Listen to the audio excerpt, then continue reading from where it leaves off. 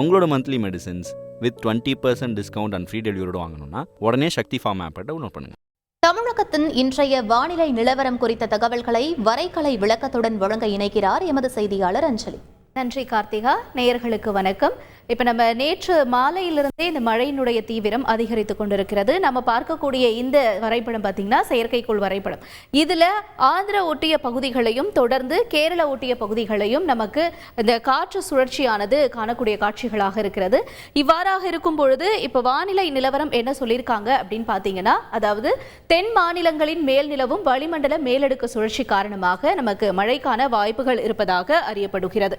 இப்போ நாம பார்த்துட்டு இருக்க இந்த நிலவரப்படி காலையில் 10 மணி வரைக்கும் நம்ம எங்க மழையை எதிர்பார்க்கலாம் அப்படிங்கிறத நம்ம இன்று பார்க்கலாம்.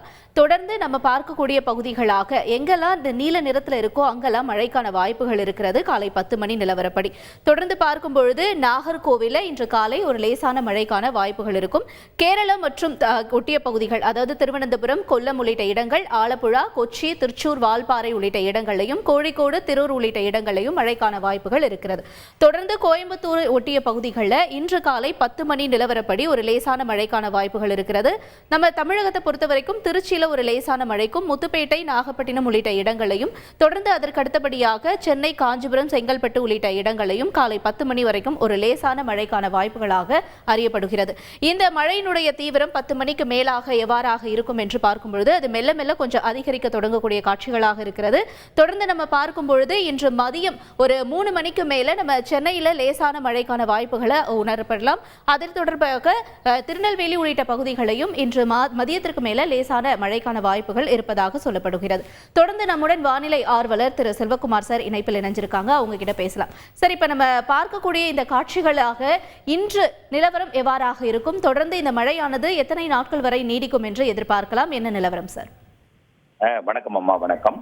தற்பொழுது தென் மாநில வளிமண்டலத்துல, அதாவது 2500 மீட்டர் உயரம் முதல் 7000 மீட்டர் உயரம் வரை இடைப்பட்ட அந்த வளிமண்டலத்துல கீழ் மற்றும் மேலடுக்கு இடைப்பட்ட அடுக்கு சுழற்சியானது நீடித்துக் கொண்டிருக்கிறது.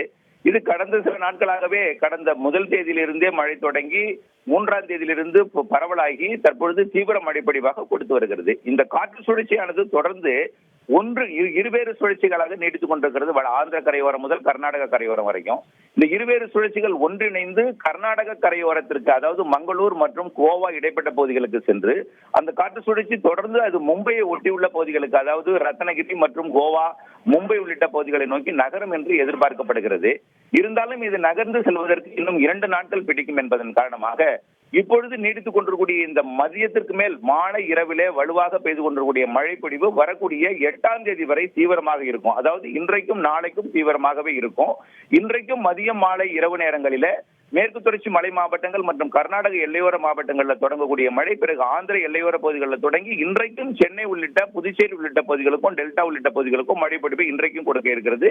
நாளைக்கும் நல்ல மழைப்பொழிவு, இதை இன்றைய விட நாளைக்கும் நல்ல மழைப்பொழிவு தெரிகிறது.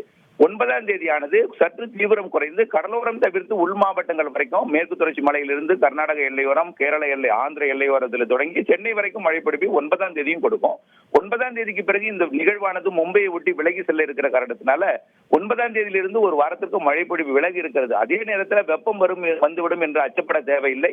தொடர்ந்து மேற்கு காற்றானது மேற்கு தொடர்ச்சி மலை மாவட்டங்கள், கேரள பகுதி வழியாக அது தென்மேற்கு பருவக்காற்று தமிழ்நாட்டில் குளிர்ச்சியான சீதோஷ நிலையை கொடுக்கும் வகையில வெப்பம் இல்லாத ஒரு இதமான வெப்பநிலையையும் மேகமூட்ட வானிலையும் தொடர்ந்து இந்த காற்று சுழற்சி கொடுத்து கொண்டிருக்கும்.